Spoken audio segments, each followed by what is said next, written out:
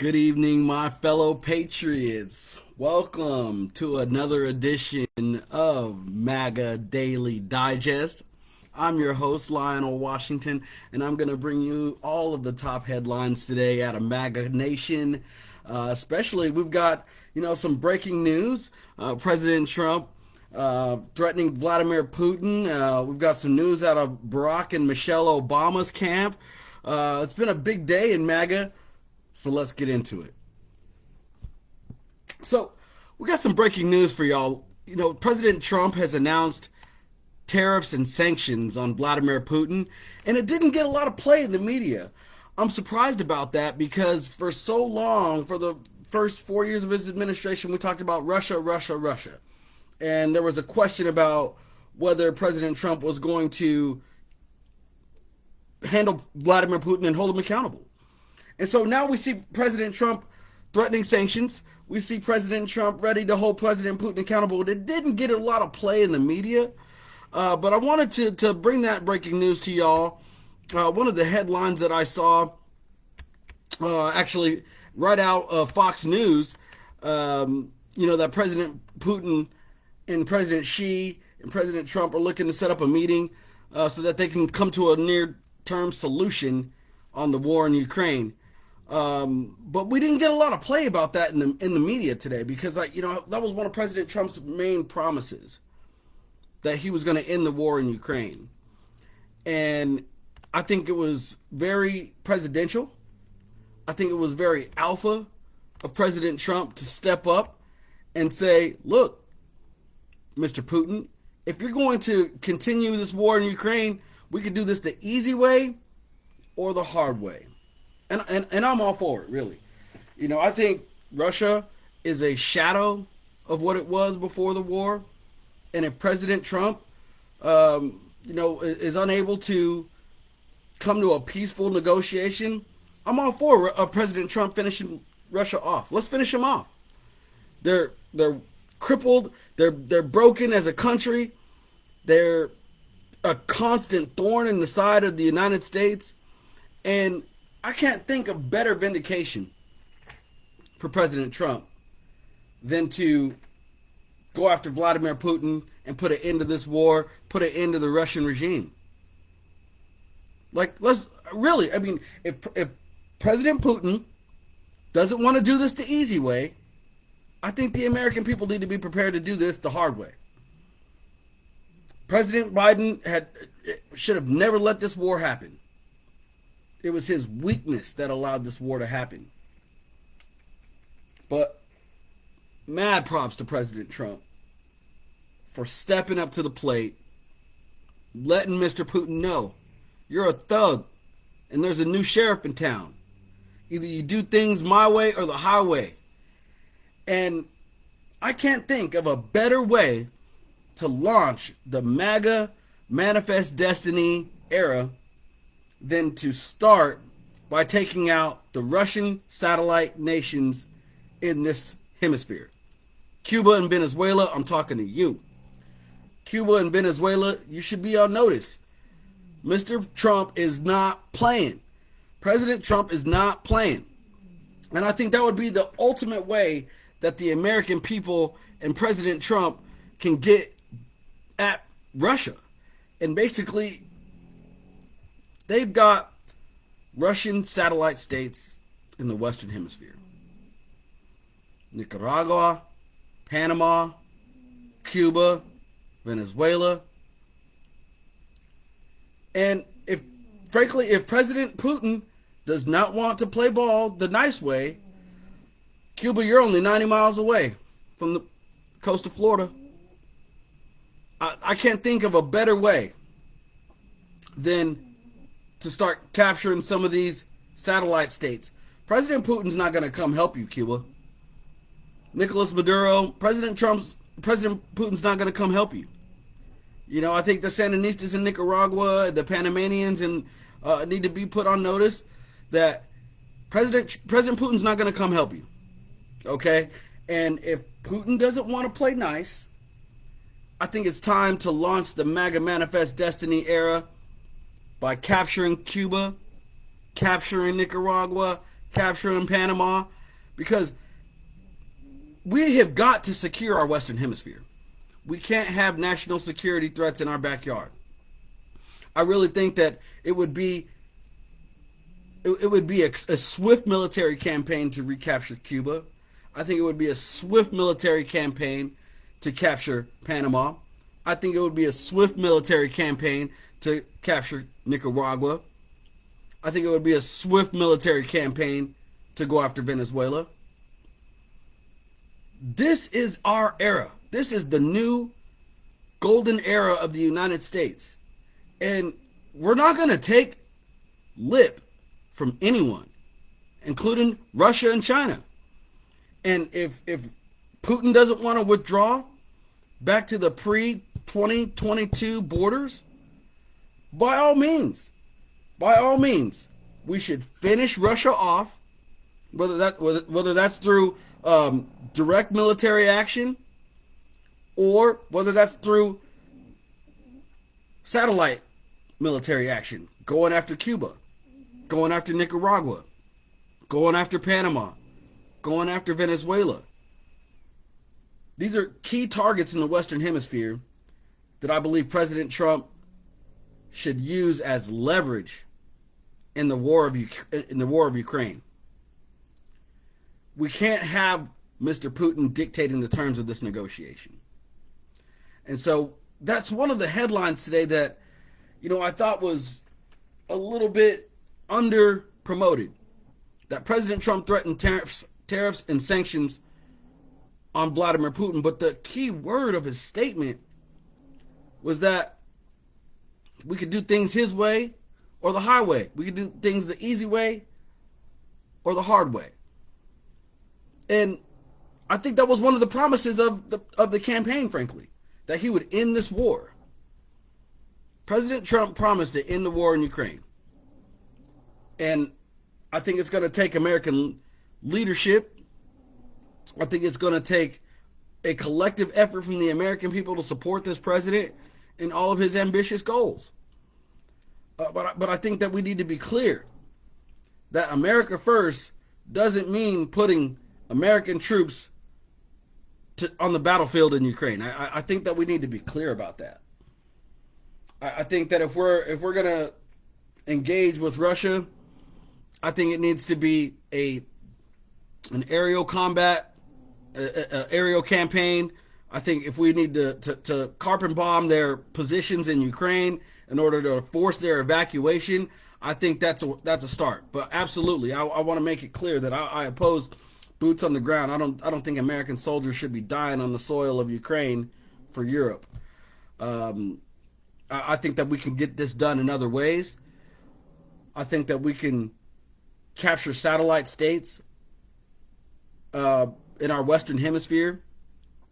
And that I would support. In that case, I would support American soldiers, on the ground in Cuba, on the ground in Panama, on the ground in Nicaragua. Because we can't have these threats. We can't have Nicolas Maduro threatening Puerto Rico. We just can't have it. And I think that we get sidetracked when you think about the migration crisis and the root causes of the migration crisis. It's the Sandinistas in Nicaragua.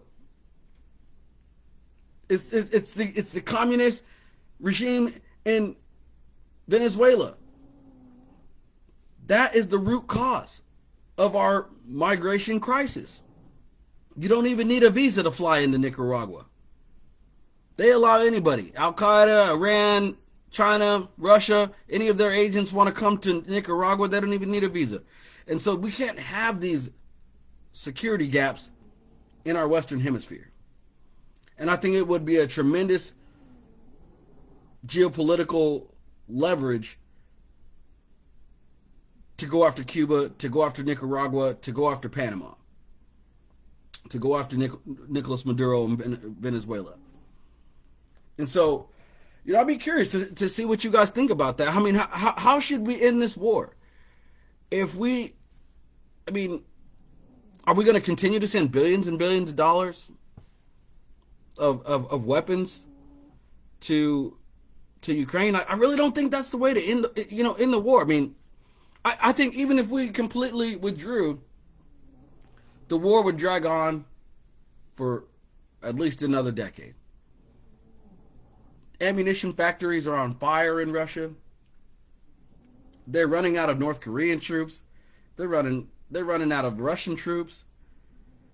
They're in talks with Tehran, Iran, to get Iranian troops to fight in Ukraine on behalf of Russia. They're in a weak position. Russia is in no position to win this war.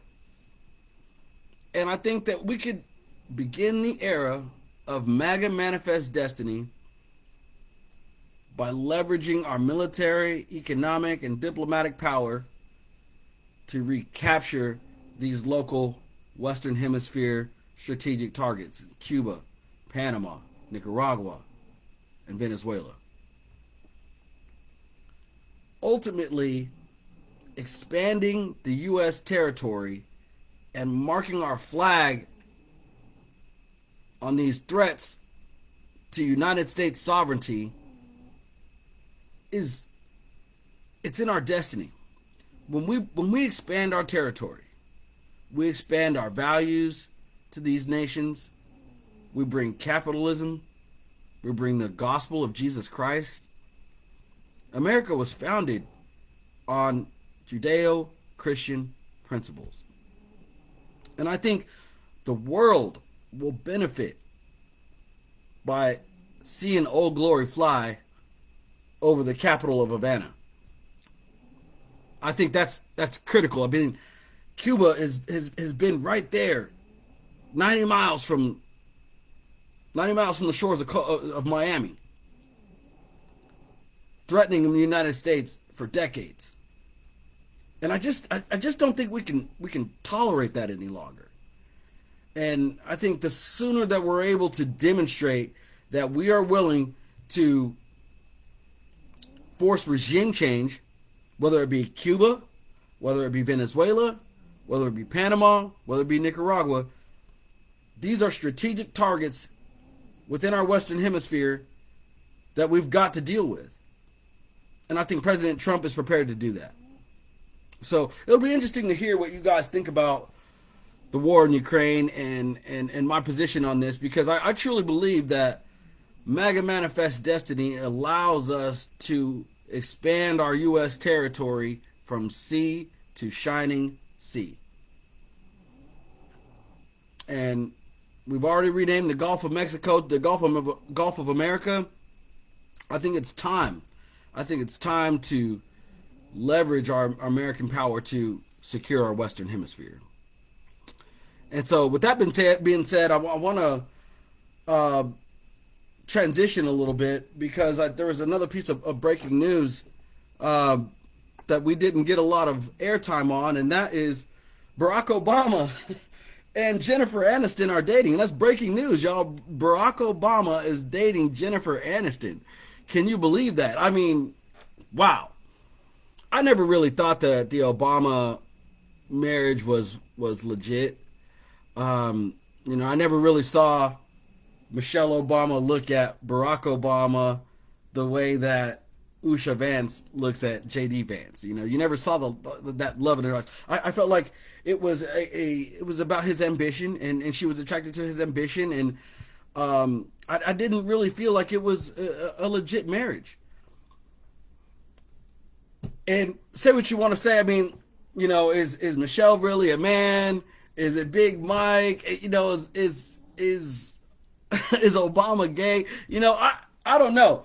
But if he's dating Jennifer Aniston, I would say that's a significant upgrade.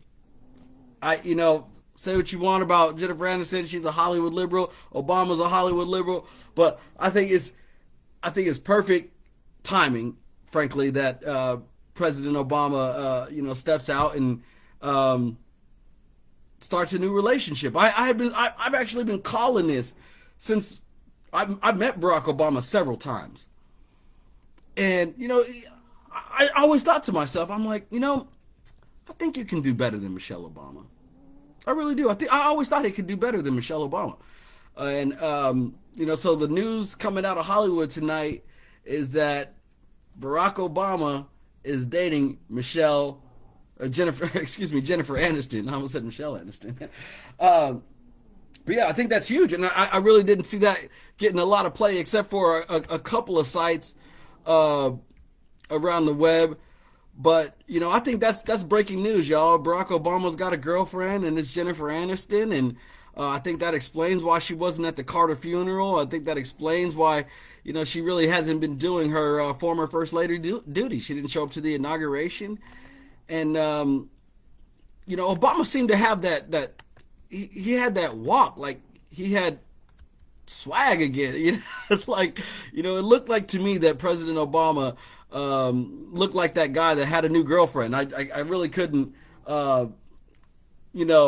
speculate more than just innuendo. But now we're seeing breaking news that Barack Obama is dating Jennifer Aniston. So, I thought I would bring that to y'all tonight, and then let me know what you think in the comments. Are you guys are you liking what you're hearing from my show? What kind of feedback can you guys offer?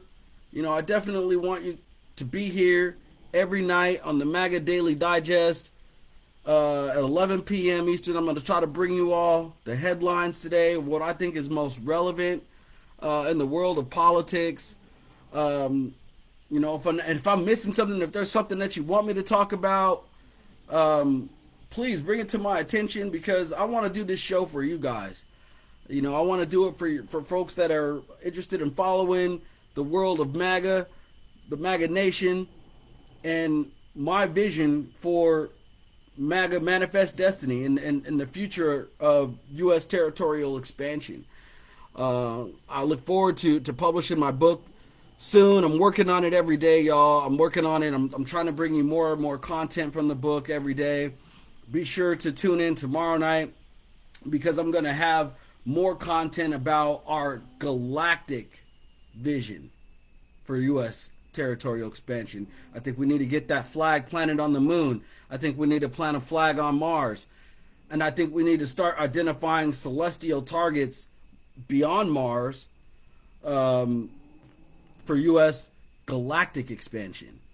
Yes, you heard me right. I think we need to expand the U.S. territory beyond planet Earth, onto the moon, and onto Mars. I think that is a realistic goal. It was encouraging to hear President Trump speak on that. So be sure to tune in tomorrow night. I'm going to bring you more daily updates about what's going on in the world, about my vision for MAGA Manifest Destiny, and try to bring you more content from the book, MAGA Manifest Destiny.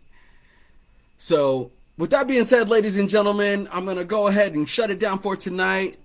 I hope that you're enjoying the show. Be sure to hit that like and subscribe.